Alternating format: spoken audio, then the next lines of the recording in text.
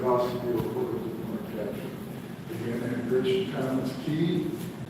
The more frames, the better. Whenever you think you have enough data, go. That's all I can recommend, because you will always want more data. Your eyes are able to recognize the biggest difference in that data. So if you have one frame, if you add another frame to it, you can see that difference. If you go 2 to 4, 4 to 8, 8 to 16, you can see how this goes. Then we have back calibration frames. So we will take, with some of the cameras, not all, some of the newer models do not require this, but we will take dark frames. These are taken at the same temperature and time as you are. So if you're requesting for 5-minute light frame, you need a 5-minute dark frame. We need several of these, and the purpose of the dark frame is to eliminate thermal noise. Every camera generates thermal noise. With some of these, I'll show you a little bit, an example or two. That's your sensor and amp load. A lot of newer cameras do not have amp load, some of your old ones do. So depending on the camera you match up to your scope, you may or may not need dark frames. Definitely, I would try to get dark frames with DSLRs. So my recommendation here is 25 frames, and these are all dark. Take them with the cap on either the scope or the DSLR or whatever camera you use. Then we have bias frames. These are very similar to dark, but very short. So this is to remove sensor replays, and they're taken for each camera. They don't have to be refreshed each session. If you take a set of bias frames, these are typically good. I try to refresh them maybe annually because it doesn't change that much over the course of the year. And I recommend taking 75 to 100 of those. Then we have flat frames. This is probably where you will see the most difference in your result, or your resulting image. These have to be taken at every session because it is specific to the optical training. And this is to remove dust, motes, water spots, or anything you may have on any of your lenses or filters. So how do we get the time that we derive for the exposure for a flat frame? If you have an ASI error, you're in luck because it's calculated for you. It's pretty much automatic. You just choose flat frame. It does all the calculations. If not, we need to target 25,000 ADP to start with. See if that takes care of the problem. If not, then we make adjustments from there. And again, this removes dust and also the vignetting. You know, on an image you may get some vignetting around the corners, which is black, or some other end of the spectrum that would be white. So if you're getting that, the flat frames will remove. ADU. What is ADU? ADU. I've lost the term. I'm sorry.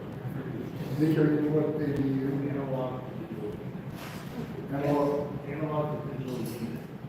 Analog to digital unit. Thank you. Appreciate that. Okay, so calibration frames. I don't know if we can see too well in here, but hopefully we can. And this is the laser pointers. I'm going to walk over to each one. Our dark frames. Remember we talked about amp flow? If you can see this starburst pattern, this was taken with a 294. 294 MC. So you will have amp load with that sensor. And your dark frames will remove that thermal noise. If you look closely, I mean, you really probably can't see it from back where you're at, but there's also amp load on this side. Not as prominent as the other side. That's the hallmark of the 294 ASI camera. It doesn't harm damage as long as you take the dark frames to remove it. Also, this will remove any hot pixels that your camera sensor may develop over time. Then let's move on to flat frames. So I'm walking over just to one side. So on the flat frame, again, this is taken in every photo session you do, every shoot, or any rotation. that you may change between targets, you'll have to reacquire this because the decimals may move. But this will, I don't know if you see it, but right in the center on both sides, you have a decimal. And it's just a little darker circle, not real prominent on the screen here, but on my screen you can see it pretty well. That's right here. And there'll be different sizes. Based on the size, that'll tell you where the decimal is, whether it's a filter or you're trying to corrector plate. But the flat rings will remove that as well as the vignette.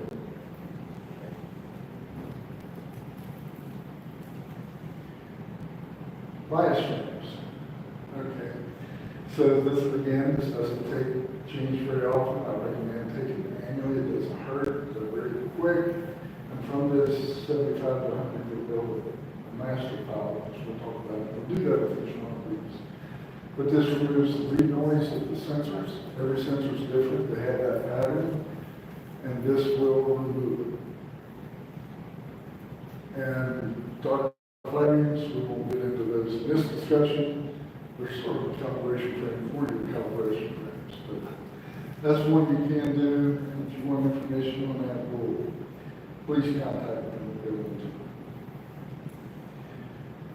So, our data itself. Basically, there's two separate plots on a workflow. Some you do in what we call or term a linear state, which is a non-destructive, as they like to call it, where you're not making a permanent stretch to your histogram, you're not making a permanent change to that data. So there are certain things we do in the linear workflow, and then there's processes that we will do once we make that first stretch to alter our histogram. So looking at this, we talked about calibration frames, and for each one of the types, as you see up here, if those frames are stacked together, it creates a master. And that master flat would then be applied master dark, master bias.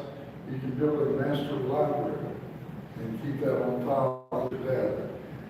The master bias and master darks, as long as you're shooting the same exposure for darks, length, and temperature, that's good for other photos, but we'll get into more of that shortly.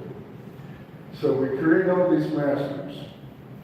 We put that into a process in PixInsight, which I'll bring up on screen, under calibration frames, and that process is called weighted batch pre-processing. That's PixInsight's tool to combine all of the images and all the calibration frames into a master file. Then on our light frames, which are again our target frames, we are going to go to a process that's called blink. And what that does, it opens every exposure and does an atomic stretching. So it brings it up, and it's only on your screen. It doesn't modify the data. It brings what appears to be a dark frame up to what our eyes can perceive, sort of the stretch, and then we can review those. And you may call out if a cloud moves over, that's a bad frame. We're not going to integrate that because it will degrade our data. There used to be a thought that all our satellite trails cause a lot of issues, but those are averaged out over time. So we don't really worry too much if we have a lot of integration about satellite. Some bigger planes, we may call those out. So we separate those after the blink process. I create a little folder, I put my good frames in it, I call out the bad ones. So my good frames, then you're in the weighted batch pre-processing. So in weighted batch pre-processing, we have our good light subject frames, and we have our calibration frames. Once it does its stacking, aligning, registration, a lot of those steps that we talked about in the overview, it will shoot out in a separator a master light frame. So that's what we call the stacked image. It's combining every stuff together, and it produces a composite image out of that. So that's our output from weighted batch pre-processing. processing. If you open that file, which we'll do shortly, and Pix Insight, it's going to look black. You only may see 1 or 2 stars. It's because we have not done a histogram stretch yet. This SDF, or screen transfer function, in Pix Insight, that does a stretch, but only applies it to what you're seeing on the screen. It's non-destructive. That's why we're still in this linear state. So that allows us to see the image. It will come out in 1 or 2 different ways. If we're using DSLR, due to the bear pattern, it will show a green hue. If there's a note I stuck out here for unlinked, and we'll show you both of those. It's a chain icon, but if you click on that, it'll adjust your RGB separately, and you'll get what it should look like what we want it to look like, sort of towards the end. It'll be a little hot, but other than that, the unlink will do it correctly. And then we'll show you also the process to remove the green hue. So from that SDF that lets us see it, we're going to either choose a PCC, which is photographic color correction, or a SPCC, which is spectrometric color correction, which is the newer process, does a little bit of job, so that's what I use now. In this, there are many different options. You'll see we have some free options, we have some options that are packaged in Pix Insight, and some other add-on modules that you can purchase for scripts. And I do highly recommend free. We'll be doing those shortly. And actually, we'll get into the first one now. This is Blur-X. Russell Cronin sort of revolutionized the deconvolution process, which is de-ringing of stars. It does a small star reduction and deconvolutes it, basically. But that, in Pix Insight, it can do all these things. The process is just much longer. It's like 20 steps, and it will take you 35 minutes. This is a one-button solution with a couple adjustment sliders. Wonderful. So Blur-X, at that point, we have our deconvoluted stars in our image. Then we're going to run a star removal process, because we'll separate our nebulosity from our stars and process each one independently. So the free option here would be StarNet++, or Star Exterminator, which is another script from Russell Cronin. Out of that, we have 2 outputs. Again, we've got separate frames now. We have a star frame, we have a nebula frame. And each one's processed a little bit different, at least I do. There are several different workflows, there's hundreds of them. And you get all around. This is just one out of about. So we'll talk about the stars frame. We'll just park it for now. So let's go to our nebulosity frame. The first step I typically do for nebulosity, I'll do a gradient removal process. And that could be a whole host of different scripts or processes in Pix Insight or outside of Pix Insight. Nico mentioned Graxper yesterday. That's a free program that sits outside of Pix Insight that will remove that. Also, we have inside of Pix Insight gradient correction, ABE, which is automatic background extraction, or we use DBE, dynamic background extraction. The newest one out from Pix Insight is the gradient correction. So that's what I used in the process on the photo that it is here, and it seems to work pretty good. There may be different instances where one will work a little better than others, but we can go into those as well. So our next step, once we remove the gradient, and by gradient, I mean you may have a light pollution cast that will come from one corner or the top or the side, and then it will fade as it goes across. Or you may have a green cast or some other type cast of color that is caused by, stray light, a street light, something like that. So out of that, we're going to take our image, once we run that process, into some type of noise reduction process. Again, we're still not damaged our history. We're looking at a screen transfer function stretch, which is non-destructive, but it will allow us not to work with it. So there's different options for noise reduction. If you want to stay in PixInsight, you can use noise exterminator. Or if you want to keep it outside of PixInsight, you can use Photoshop, you can use Topaz AI, there's a myriad of noise reduction software out there. Reduce that noise, we get it to where we like it, and then we end our output from that process with a negative. So that is our linear process, non-destructive. Now we're getting ready to make permanent change to a stretch, or to the histogram, and that's through what we call stretching. And that is reducing the bandwidth on the right and the left of where your data sets, so your entire image now is only contained where your data is. Is that DVD, is that similar to the one in zero background extraction? That similar process? I don't use zero, but should be very similar to a background extraction. Yeah, the dynamic, you're just choosing multiple points for sampling. That's where we have that way. Okay.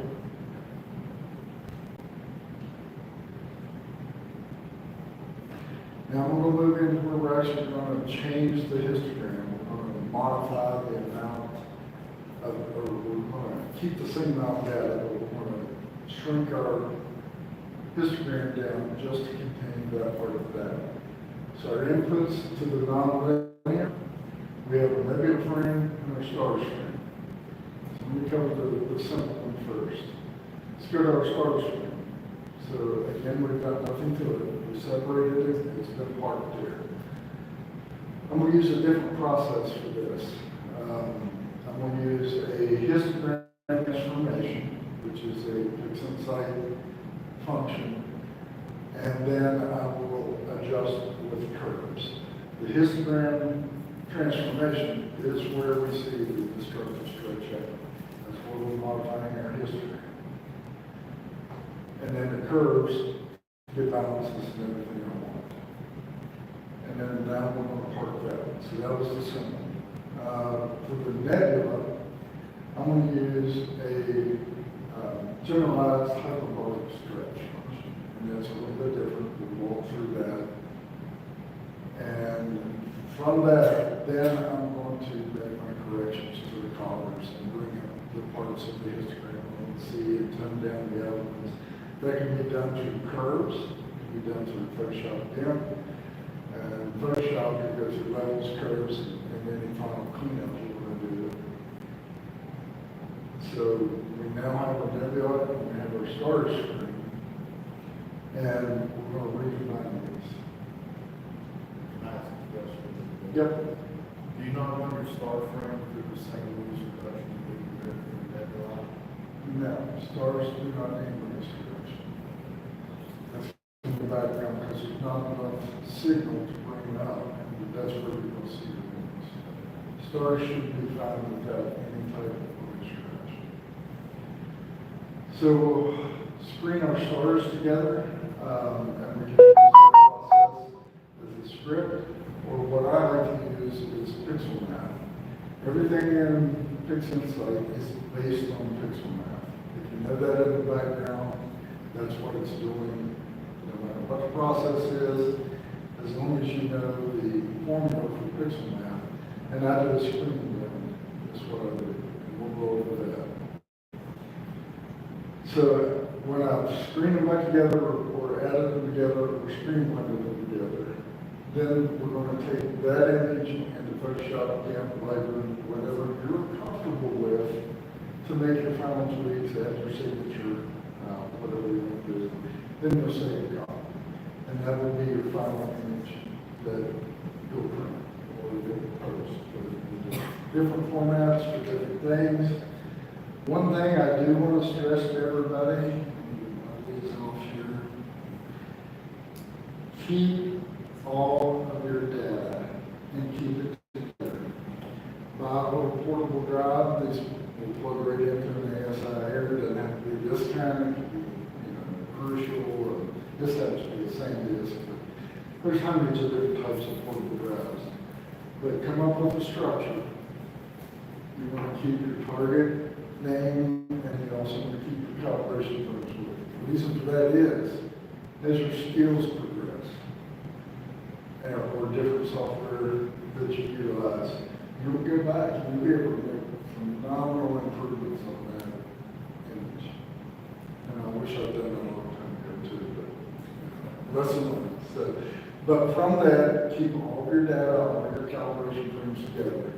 And that way you can always go back as you learn more and your skills progress, and you'll be able to reproduce some images. So I know that was very high level at this point. Is there any questions on the high level side?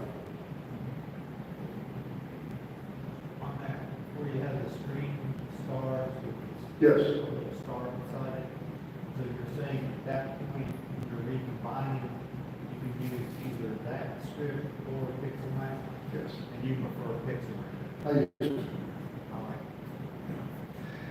So again, this just happens to be my workflow. It's when I teach workshops. Works fairly well. Now, one thing you're going to notice on this, remember back to the beginning, I said my data set that I had was a 2-filter set. So this is done twice. I do all this for one filter, do it all for the other filter, and then the 2 final images I'll run together to get that true show power. One's nitrogen alpha and oxygen 3, the other one's oxygen 3 and sulfur 2. Now for shooting mono, similar, again, but you're going to have 4 images if you're shooting RGB, the lumens. So that's a lot more time, a lot more clear skies, a lot more processing. One thing I do want to stress is, and I'm sure some of the folks in the room can back me up on this, for this astrophotography image, the data acquisition is about 30 to 40%. Most of the equipment plays about 5-10% into it. The vast majority of your time and your image is in post-processing. So it's a journey, and it's fun. I enjoy it. When you get out of this, and now, how many folks have pics inside? Okay.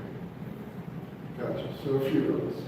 So let me show you this. This is a at-once, own-for-life software. It's not a subscription, which is my preference.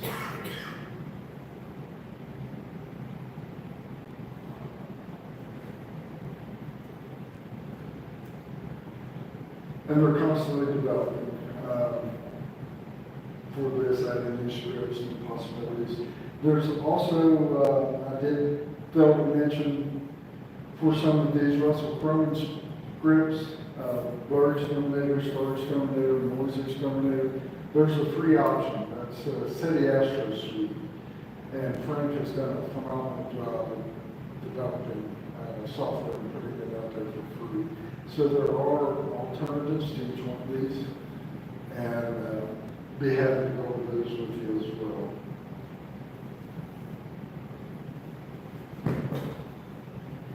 And this runs a little bit slower on my computer.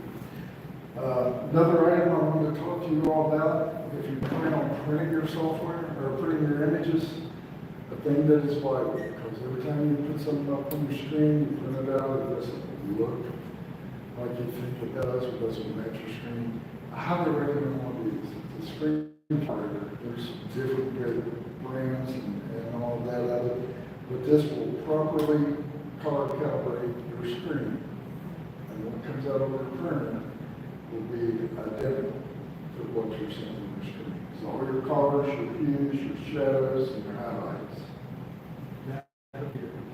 Yes, yes, do. And this, you run this, would save a little money for me because it'll go periodically in case something changes monthly. I'll run the calibration, it takes like 2 minutes. It's pretty quick. All right, this is up. So this is our PixInsight interface. There's 4 workspaces that look just like this, and we can teach a whole week-long course or 2-week-long course on just PixInsight. So one thing that I always do, I create a workflow, and with that workflow, I've got an icon set, so I want you to look through the 5,000 that are in PixInsight to pick the ones out I use. So you can create these, and this will save it. Just select the location, and you can load those icons in. So let's go look first at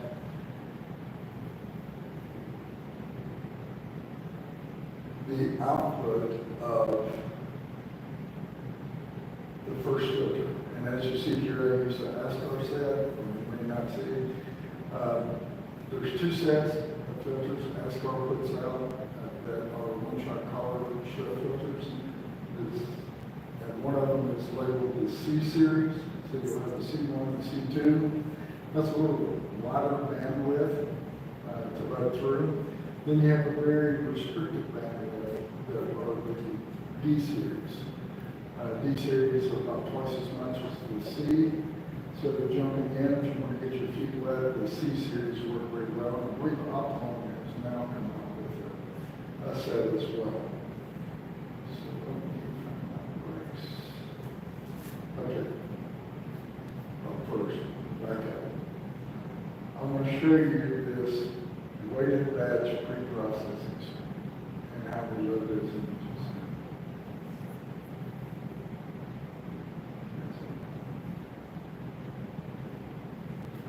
Now, weighted batch pre-processing is a script in PixInsight, and I have yet to find a way to run a script on an icon. I mean, I built one here, it's listed, but it won't work. So I'll come up to scripts, batch processing, utilizing more than one image, and then I'll go to weighted batch pre-processing. This does the calibration, registration, restart alignment, all of that for you in this one umbrella script. So this is what we look like, and there are different tabs up here, and as you can see, that was still loaded from the last one. That each one of these has some styles. So for our bias frames, again, these are annual.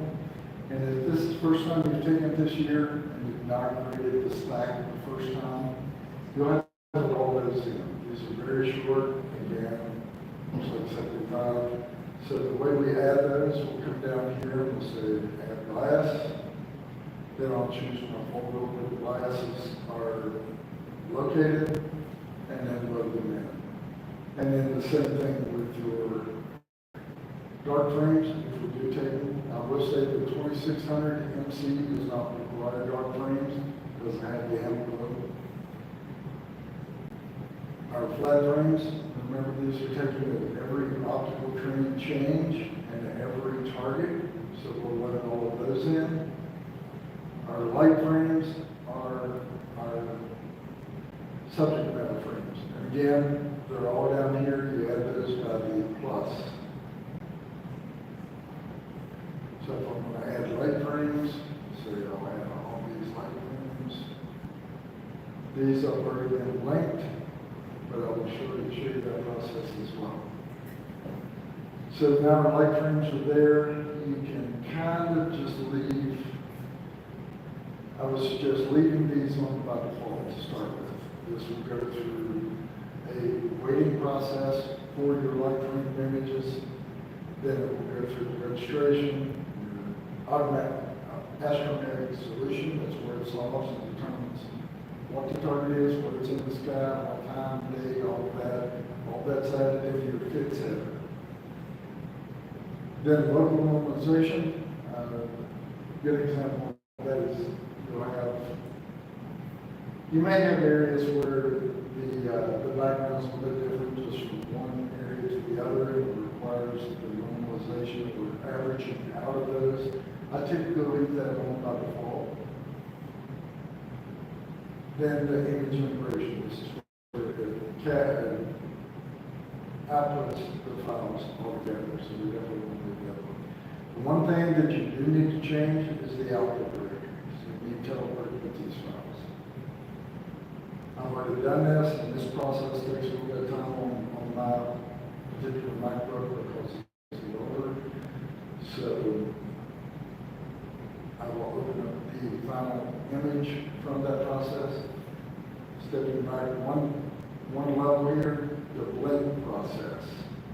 So you can go in and you can type just the name here, and it will find it for you. It keeps your most recents up top as well. Or you can drag an icon out. So I'm going to show you all methods.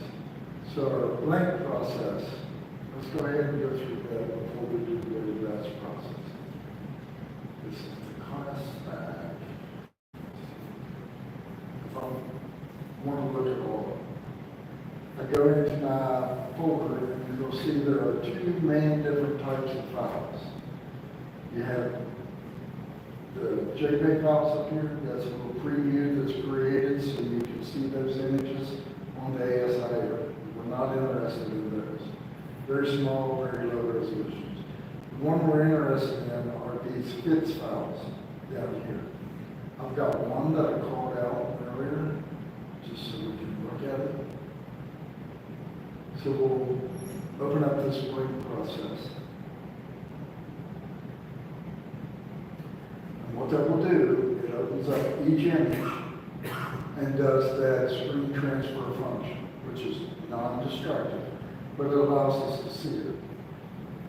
So as you can see here, these stars are very big, and I took this kind of on purpose for the class of Bryce. This is way out of focus. And the way I can tell, if I go to my next image, which I'm just hitting the down, you can see a vast difference in star size and everything else. I've got one out of focus. So I'm going to call that one out, and I'm going to highlight satellites for each one. And there's a satellite trail. You can see it. Everybody see the satellite trail? Okay. We don't need to worry about that because it'll be averaged out. And you'll see we put a shifting. This was not different in any way, but there was a meridian flip involved in this, and you can see it right there. But part of this process is a star level, so that won't hurt us. So I'll highlight all these files, and then I will do a copy, which is the little disk icon. I'll tell you what to call it. So I've already done that, and then I've already done the stack as well. So let's close out, let me open up that stack.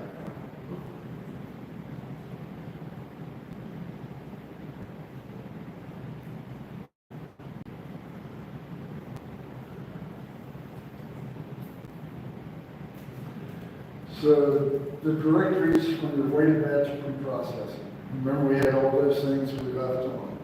This will create disregard the process because that's one created class. A registered, calibrated, master, debaired, and a logs. If you have any issues in the process, if there's an error with an image, it will give you a log output, which you can troubleshoot.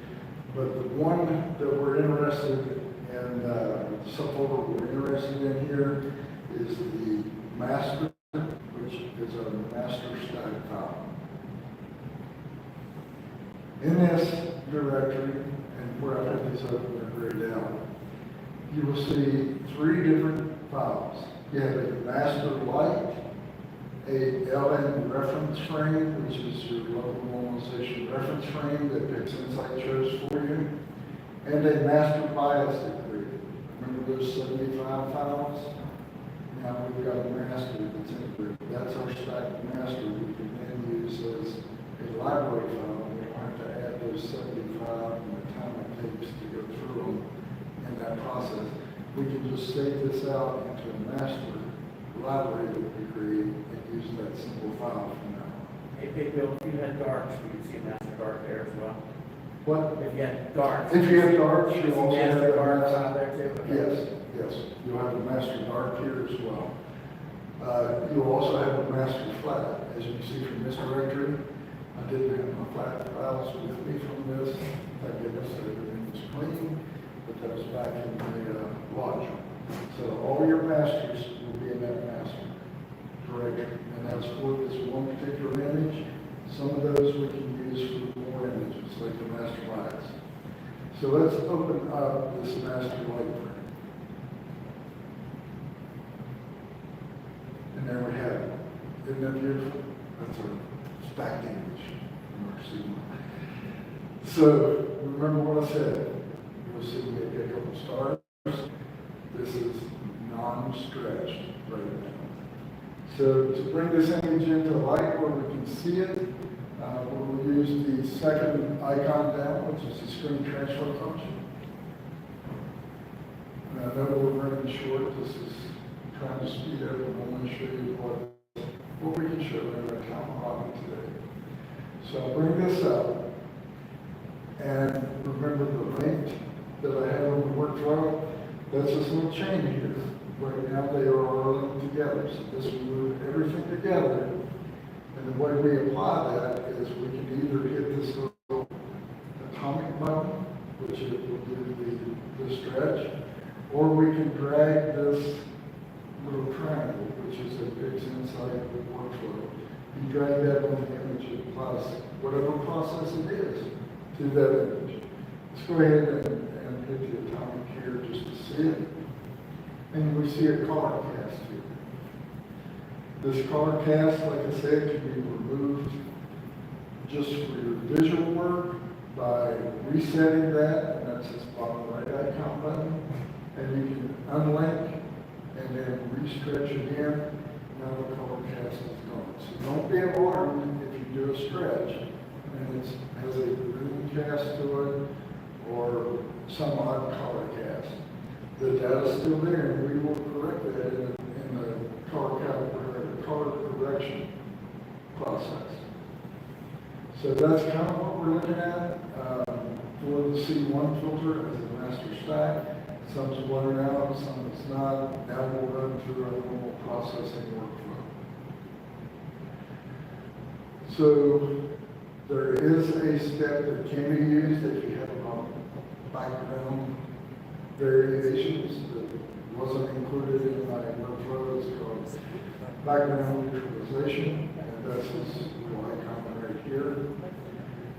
I kind of put these in the order that a lot of people do them by, and then separated the linear and non-linear.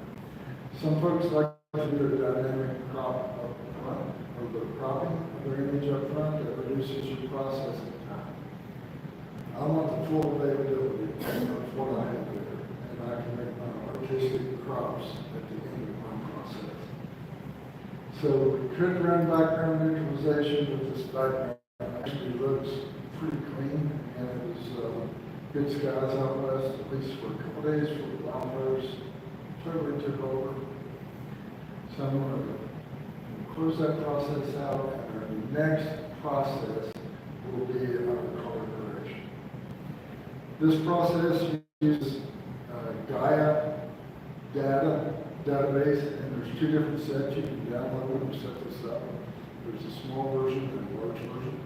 We run the small, and I found anything that could not calibrate with the small. And it bases that on known star colors. That's how it does the color correction. It compares each one of your stars to the catalog, and then does that color correction. And as you can see here, I am using the Gaia database. You can adjust the background neutralization if you like. Let's run up for default and see what happens here. So the two different icons down here, again, the triangle, we drag it onto the image and then applies it to that image. If you hit the little square icon, that applies it globally. So if you have several images up, it will do that as well. So let's apply that. And we'll run through. Oh, I didn't solve. your local normalization is why, so it's not the actual image. So Pardon? the image you have open is your local normalization. It's not, Oh, I see. yeah, it's not your final integrated Oh, image. see. So that's why you don't have your astrometric solution. Good catch. Maybe the glasses too. Good start. I did. Very good. Good catch. All right, let's do that again. Let's do the stretch. One stretch. All right, here we go.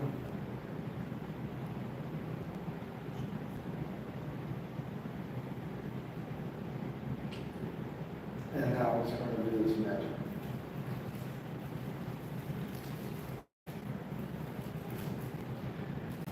Are there any questions on stretching? What stretching actually is? Good. We'll see that shortly.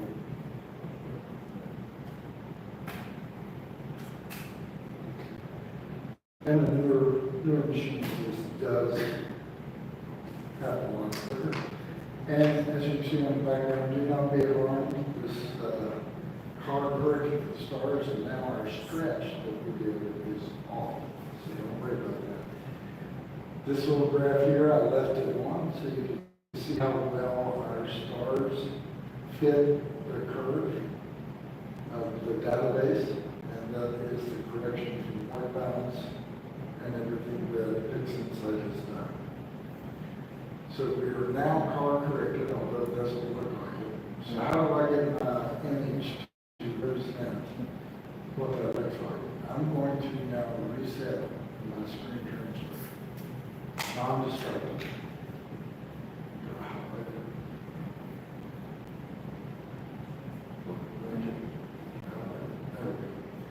So now, as you can see, these stars are a lot brighter than the first time we looked at it. Everything now is color corrected to the database. What we can do now is relink. So if we stretch relink now, everything should be good and no green cast or color across the whole image, which it is. So we are now color corrected. Our next step, we're going to deconvolute our stars. Again, Russell Cronin is what I'll use here for this. This may take just a moment. There are options you can do down here as well. You can play with these for different reasons or see how it looks with a particular image. You can do a correction only, a correct first, both of those are related to stars. You can do non-stellar and stellar, or you can do luminance only.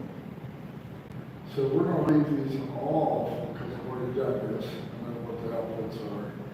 There are three little options down here now. We have the drag to apply, we have the global apply, we also have this radio button. If you click on the radio button, it will do a preview of your image and show you what happens. And that's a global across PixInsight. So it's very helpful in some things.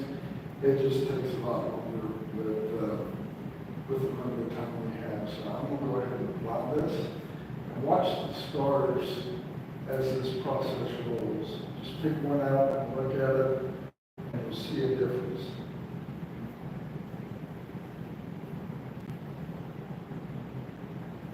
And again, this takes a couple minutes.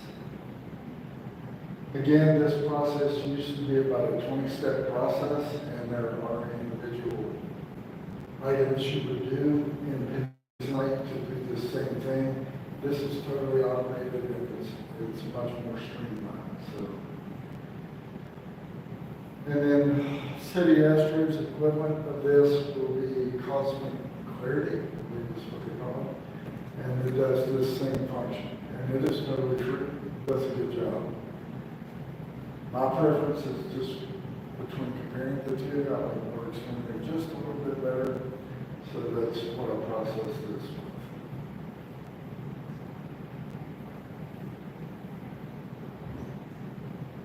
One of the features of PixInsight, if you've not used it, it brings up a console, which you're seeing here. You can see everything that's being done. You can see the errors.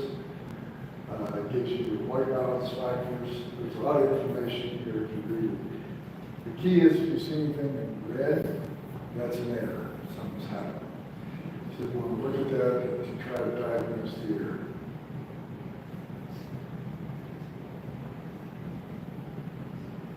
And for Pix Insight, I don't know what the current price is now, it's $368. You went through PayPal. $368 for Pix Insight. They do offer a 45-day free trial.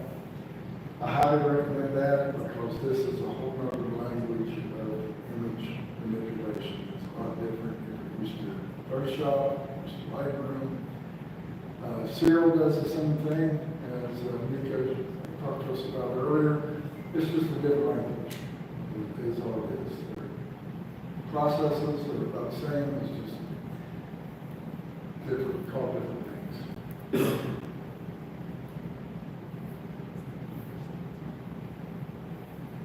So as you can see, so this takes a little bit of time, and that's why I tried to save some of the presets, and we won't be able to do it in the entire image today.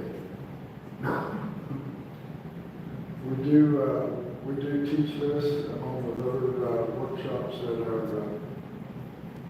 workshop weekends. So if you'd like to take one of those, or if you want to jump on our Discord, we'll help you out with part of this or the whole process. Happy to do both.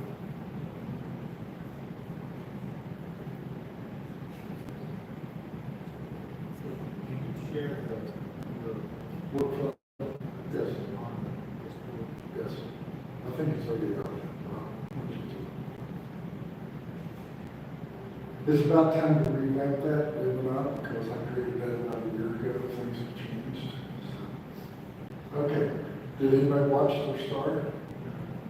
Okay. Okay, I'm applied very quickly here, just about back and forth. So pick out a star, something that's isolated here in the back, and let's see if we can do that. So there, unapplied, reapply. You see the difference? So it does auto reduction, removes the distorted ring around it, any aberrations or anything. So that is blur exterminator. From there, we would go to noise exterminator. I'm going to run that separately. I'm going to run that just on the nebula, possibly quicker. Now we can do our gradient correction. Now we would be through ABE, DBE, or gradient correction. For this, I'm going to use gradient correction. The defaults I have here will work fine, and that should be the same defaults that you get when you run the process. So. And we'll see if there's any gradient that we can recognize in the background that gets removed. There was a little bit of smoke and haze coming in from the right, which will be here. So we might see a slight change here. Oh, it's not too much. And that's pretty well exposed all the way around, and it was before, so that's a whole lot. Our next process, we'll separate nebulosity from our stars. We'll try to hurry because we are at time. And one checkbox you need to do here is generate a star image. I will drag and drop that on there. And then an effort to save time. Close it. Okay, I have both of those images.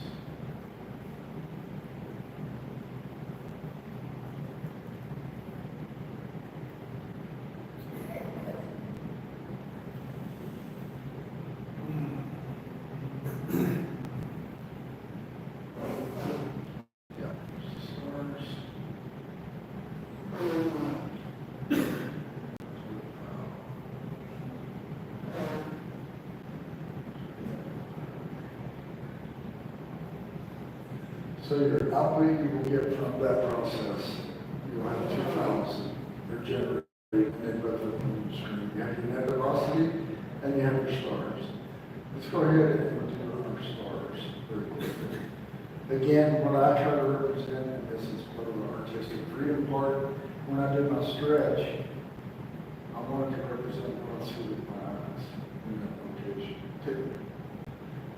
So I'm going to go through a histogram transformation, and I'm going to open up my curves. Again, we've done nothing on this but a STF. And I should be able to open that up, click on my image, and link it.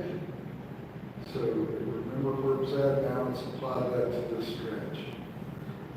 Something that is not as intuitive on this process is to apply this STF to our histogram. We have to drag that down to our title bar here. And now that is applied to our histogram, vertical layer modifications. To see that, now you can see what happened here. This looks like a double because it is. We've applied this STF twice. Once it's up here, which is still open, and once it's on the histogram. So if I go up and clear this, as you can see, now I have my histogram on my preview. But my original, I've removed that stretch. So this is the actual data I'm modifying. This is a preview window. So if I don't change anything and just apply this, all it's going to do is apply that atomic stretch to our data. This is where our artistic side comes in. So I'm going to adjust this to where I like it. We've got to reduce our stars quite a bit so that we can take this and drag it to the right to where it should be, maybe about there. Again, this is only half of the luminosity that I want my final image. This is our first step. So I'm going to put a very generous curve in here. And go ahead and apply it. Now I'm going to clear out that histogram because again it's doing it twice. Close my preview. Here is my actual data frame for stars. So we'll park that one for now. I know we're running over. Just a second. I'll do this very quickly and I'll just show you the final image since we're running out of time. So from there, I have my nebulosity. Remember I told you this one is going to be totally different. I'm going to use a process called generalized hyperbolic stretch, which looks like the histogram transformation, but it allows you to do so much more. So I'm going to remove that stretch.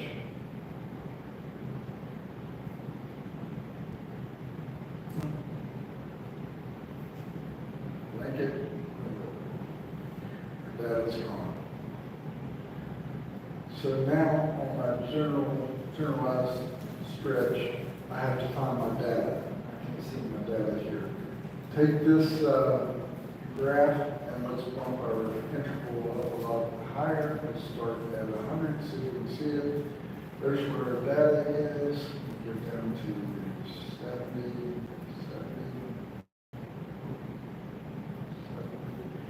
There's where our data sets. Now, this histogram, again, we've got all this area to the left, and we have all this area to the right that we need to fill our data for the whole histogram. So I start generally on the left. What we have to do is click, and we do a send to SP. SP is symmetry. That's what we want to apply our change. So I've set our control there. Now I'm going to make the modifications. So I'm going to take the highlights down. The second one is low intensity, which means the majority of our what we're applying is will happen at that point, and then fade off right to left. And now I'll start stretching. So my goal is to move this a little more to the left, and not clip any data. Start sliding it over. And the key here is to do this in steps. You can creep up on things a lot easier than doing it all in one. Plus it does not only a better job. Now let's move to the right. So to the right, I'm not going to go on my bottom slider. I'm going to start stretching this out. Apply it. Curve this out. And we want to get this to where we can barely see. And if you look right here, guess what? We're starting to see our data. Okay? So I'm going to come back in here again, and I'm going to move it more over, darken our darks just a little bit.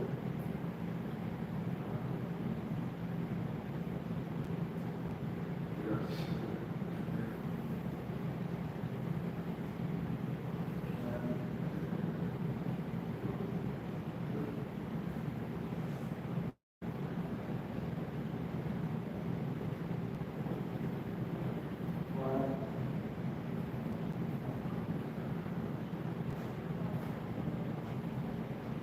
Where I like to get right here, when I'm stretching, I'll take this back down to 0 now. We should be able to see our data. Yep, still okay. I'm going to stretch that histogram out to the right now. So we'll take it there, center point. Start stretching, previewing. So as we can see here, as I move that, you're able to start to see the data. Again, small steps.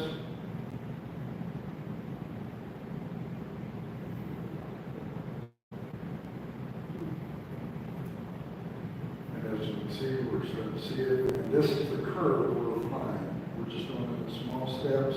It's easier to do it. Send it out there. I'm going to come in just a little bit here, a bit higher, send it.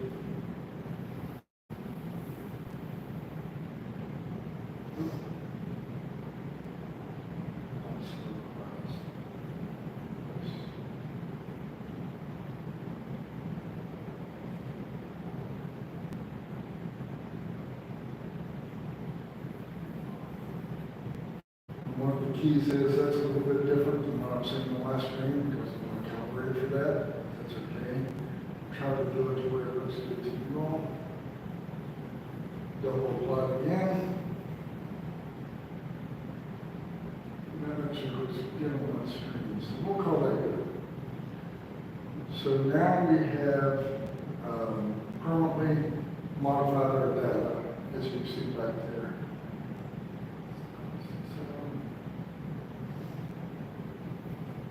The last thing I'll show you here on this, we'll call that good. It's went through everything. I won't go through curves.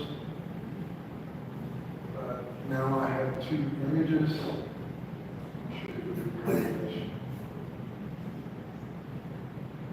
Have our stars image and our nebulosity.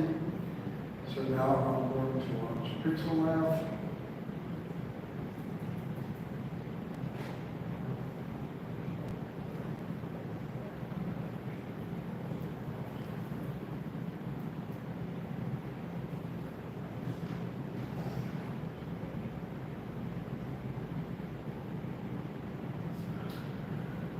There's several different thoughts on this and what you can do it. You can do a straight up add the 2 images together. I like to do a screen blend, but it's where it doesn't add anything from the stars that is not a highlight to the nebulosity. So we are blending the 2 together, and to do that, there's a set that you have to use. You have to use a tilde, parentheses tilde, the name of the first image, which should be able to drag and drop from. I go to the expression editor or type that.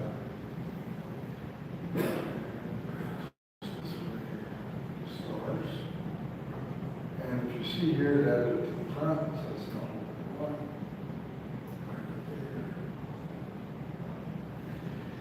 Then we're gonna do an asterisk, so we're actually multiplying these together.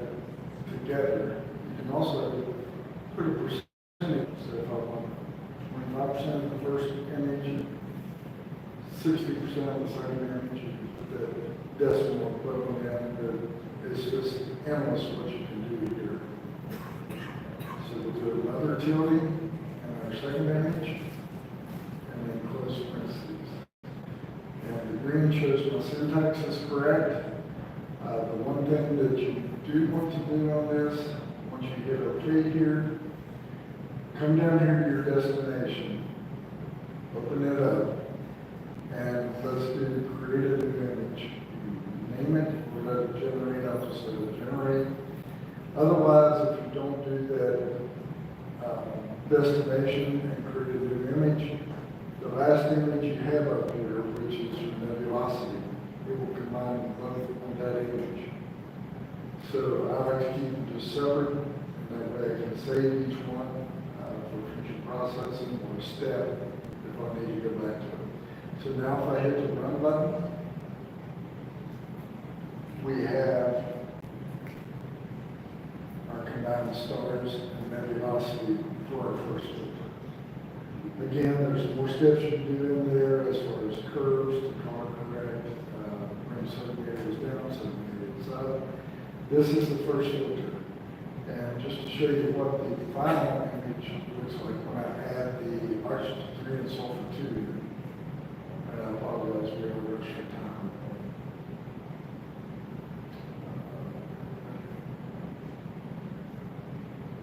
You'll see the blue coming.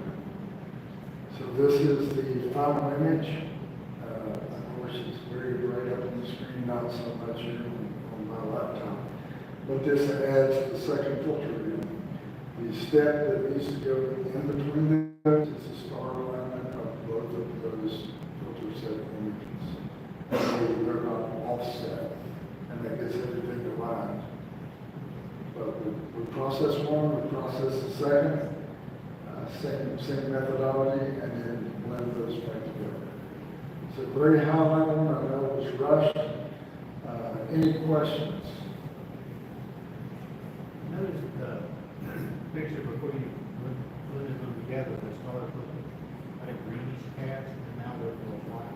They did, yeah. Well, that was also the two filters. That was two filters. Again, what I would recommend, is when you shoot this, which I did for the one you see over here. The stars you want to add to that are RGB stars, no filters. There is a process which I'm happy to walk anybody through at another time in Pix Insight, where you can take narrowband stars and more RGB stars.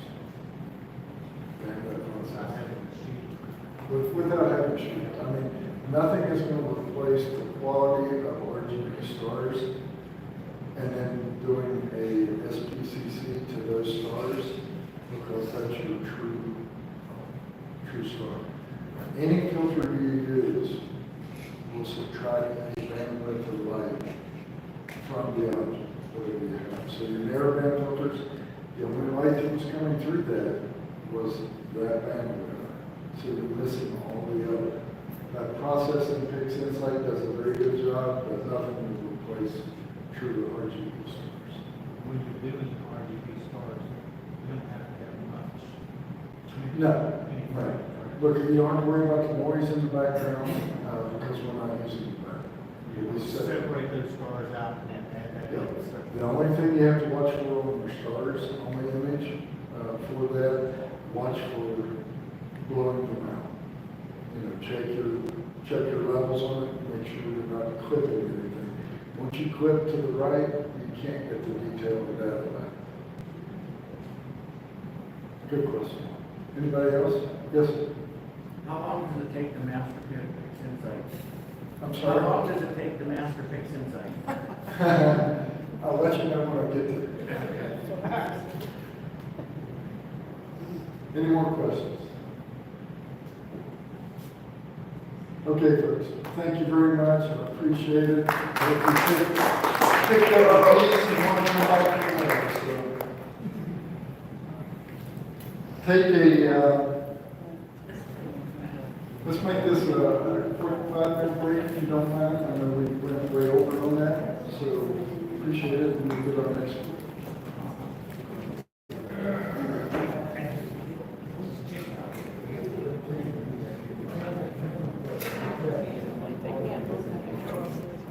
Yeah, I haven't even really looked at anything from mine yet.